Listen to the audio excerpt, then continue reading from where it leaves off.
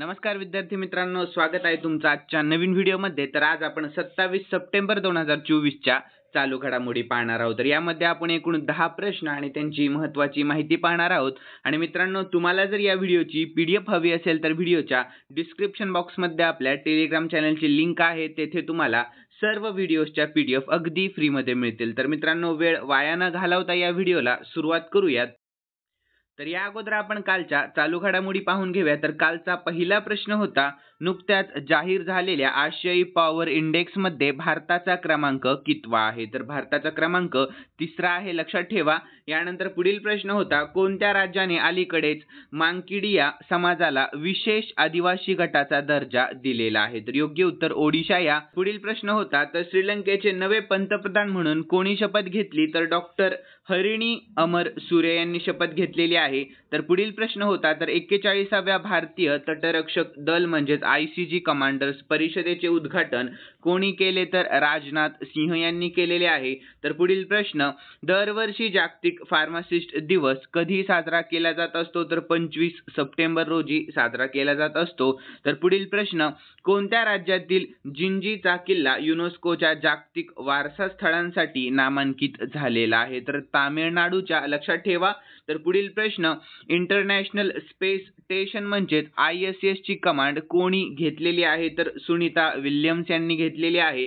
तर पुढील प्रश्न होता, कोणत्या देशात इस्रायलने हिजबुल्लाहवर केलेल्या हवाई हल्ल्यात 492 लोकांचा मृत्यू झालेला आहे? तर लेबनॉन या, लक्षात ठेवा। यानंतर पुढील प्रश्न, तर कोणत्या बॉलिवूड चित्रपट निर्मात्याचा ब्रिटिश संसदेत सन्मान करण्यात आलेला आहे? तर विनोद बच्चन यांचा। पुढील प्रश्न, भारत सरकारने पहिल्या राष्ट्रीय सुरक्षा सेमीकंडक्टर उत्पादन प्रकल्प शक्ती स्थापन करण्यासाठी कोणत्या देशासोबत करार केला? तर अमेरिका या देशासोबत करार केलेला आहे। तर यानंतर मित्रांनो, आपण आजच्या चालू घडामोडी पाहून घेऊयात। तर आजचा पहिला प्रश्न राहील, अलीकडेच दक्षिण पूर्व आशियातील कोणत्या देशात समलिंगी विवाहाला कायदेशीर दर्जा मिळालेला आहे? तर खूप महत्त्वाचा प्रश्न आहे मित्रांनो, प्रश्नाकडे लक्ष द्या।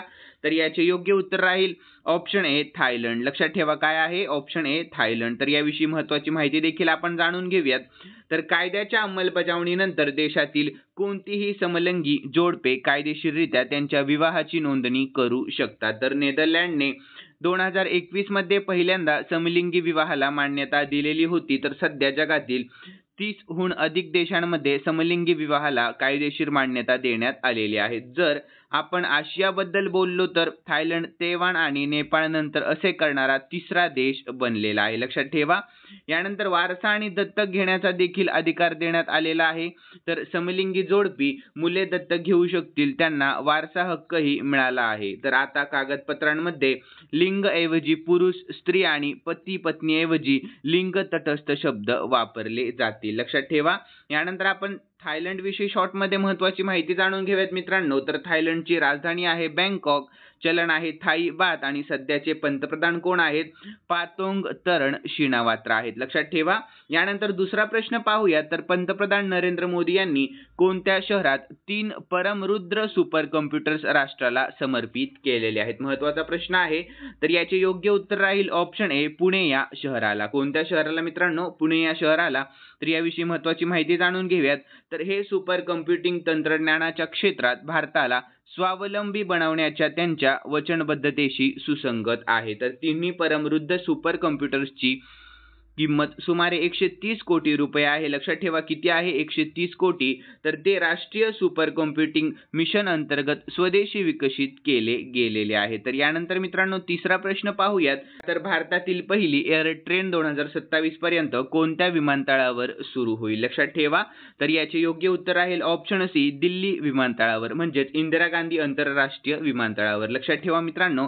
तर याविषयी आपण महत्त्वाची माहिती जाणून घेऊया। तर इंदिरा गांधी आंतरराष्ट्रीय विमानतळ 2027 मध्ये भारतातील पहिली एअर ट्रेन सिस्टम लॉन्च करेल। तर टर्मिनल 1, 2, 3 एरोसिटी आणि कार्गो सिटी दरम्यान कनेक्टिव्हिटी वाढवण्यासाठी डिझाईन केलेले आहे। तर ऑटोमेटेड पीपल मूव्हर्स म्हणजेच APM 4 स्थानकांसह 7.7 किलोमीटरचे अंतर कापेल। तर आंतर विमानतळ प्रवाशांसाठी सध्याच्या बस सेवेच्या जागी या विमानतळावरील वाढत्या प्रवासी संस्थेला समजून घेणे हा या प्रणालीचा उद्देश आहे, लक्षात ठेवा।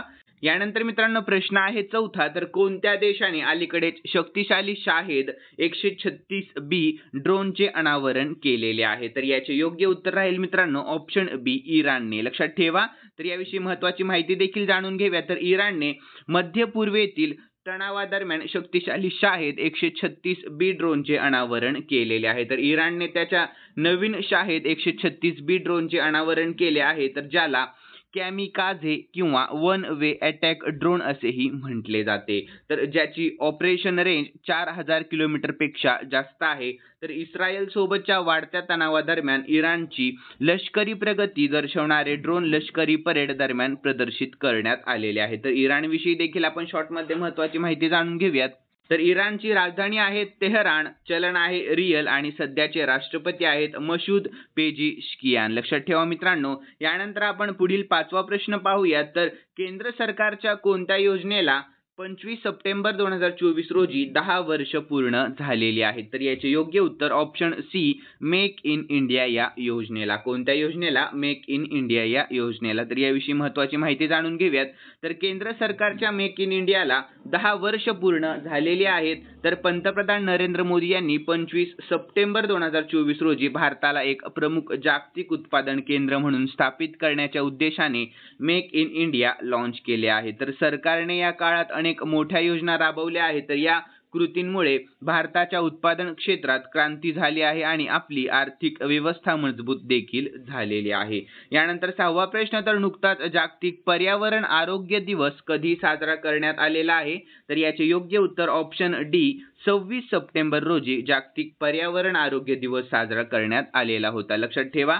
तर याविषयी आपण महत्त्वाची माहिती देखील जाणून घेऊया. तर जागतिक पर्यावरण आरोग्य दिवस दरवर्षी 26 सप्टेंबर रोजी साजरा केला जात असतो. तर मानवी जीवनावर पर्यावरणाच्या आरोग्याच्या प्रभावाविषयी जागरूकता निर्माण करण्यासाठी हा उत्सव साजरा केला जात असतो. तर जागतिक पर्यावरण आरोग्य दिन 2024 ची थीम काय आहे? तर पर्यावरण आरोग्य, आपत्ती जोखीम कमी करणे आणि हवामान बदल शमन आणि अनुकूलनाद्वारे लवचिक समुदाय तयार करणे. तर सप्टेंबर 2024 चे महत्त्वाचे दिवस देखील मित्रांनो आपण पाहून घेऊयात. तर 2 सप्टेंबर दिवशी जागतिक नारळ दिन साजरा करण्यात आला. तर 5 सप्टेंबर दिवशी शिक्षक दिन साजरा करण्यात आला. तर 8 सप्टेंबर दिवशी आंतरराष्ट्रीय साक्षरता दिवस साजरा करण्यात आलेला होता आणि 10 सप्टेंबर दिवशी जागतिक आत्महत्या प्रतिबंध दिवस साजरा करण्यात आलेला होता आणि 14 सप्टेंबरला राष्ट्रीय हिंदी दिवस साजरा करण्यात आलेला होता. 15 सप्टेंबरला अभियंता दिवस साजरा करण्यात आलेला होता. 15 सप्टेंबर रोजी आंतरराष्ट्रीय लोकशाही दिवस देखील साजरा करण्यात आलेला होता. तर 16 सप्टेंबरला जागतिक ओझोन दिवस साजरा करण्यात आलेला होता. 18 सप्टेंबर जागतिक बांबू दिवस आणि 21 सप्टेंबर आंतरराष्ट्रीय शांतता दिवस आणि जागतिक अल्झायमर दिवस 21 सप्टेंबरला साजरा करण्यात आलेला होता. यानंतर 22 सप्टेंबरला जागतिक गेंडा दिवस साजरा करण्यात आलेला होता. लक्षात ठेवा. यानंतर मित्रांनो आपण 7वा प्रश्न पाहूया. तर नुकतेच हवाई दलाचे उपप्रमुख कोण बनलेले आहेत? तर याचे योग्य उत्तर ऑप्शन ए, SP धारकर बनलेले आहेत. कोण बनलेले आहेत? SP धारकर. तर याविषयी महत्त्वाची माहिती देखील जाणून घेऊयात. तर एअर मार्शल SP धारकर यांची हवाई दलाचे पुढील उपप्रमुख म्हणून नियुक्ती करण्यात आलेली आहे. तर ते सध्याचे एअर मार्शल AP सिंग यांच्यानंतर पुढील हवाई प्रमुख म्हणून नियुक्त झालेले आहेत. यानंतर नवीन प्रमुखांनी पदभार स्वीकारल्यानंतर SP धारकर यांची नवीन नियुक्ती स्वीकारतील. लक्षात ठेवा. तर हवाई दलाविषयी आपण शॉर्टमध्ये महत्त्वाची माहिती जाणून घेऊया. तर हवाई दलाची स्थापना होती 8 ऑक्टोबर 1932 मध्ये झालेली आहे. मुख्यालय नवी दिल्लीमध्ये आहे. लक्षात ठेवा.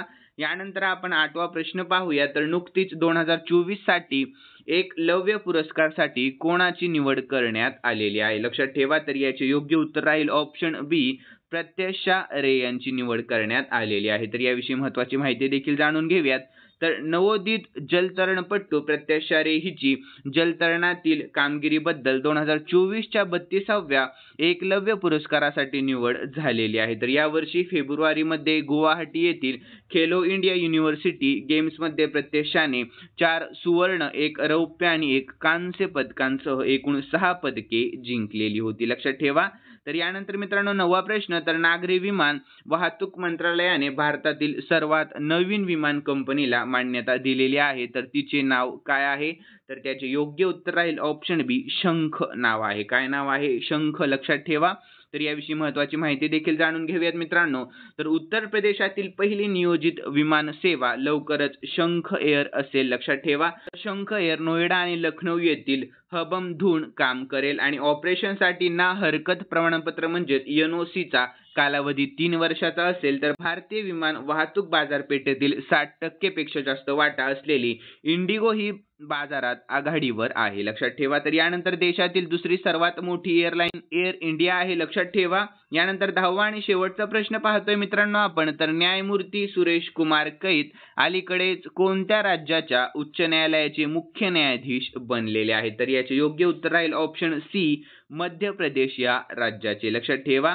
तर याविषयी महत्त्वाची माहिती देखील जाणून घेऊया. तर न्यायमूर्ती सुरेश कुमार कैत यांनी मध्य प्रदेश उच्च न्यायालयाचे नवे मुख्य न्यायाधीश म्हणून शपथ घेतली. तर न्यायमूर्ती सुरेश कुमार हे मध्य प्रदेशचे 28वे सरन्यायाधीश बनलेले आहेत. तर त्यावेळी राज्याचे मुख्यमंत्री मोहन यादव उपस्थित होते.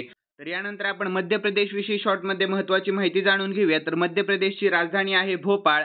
मुख्यमंत्री सध्याचे मोहन यादव आहेत आणि राज्यपाल आहेत मंगूभाई पटेल. आणि लोकसभेच्या जागा किती आहेत मध्य प्रदेशच्या? 29 जागा आहेत आणि राज्यसभेच्या 11 जागा आहेत, लक्षात ठेवा मित्रांनो.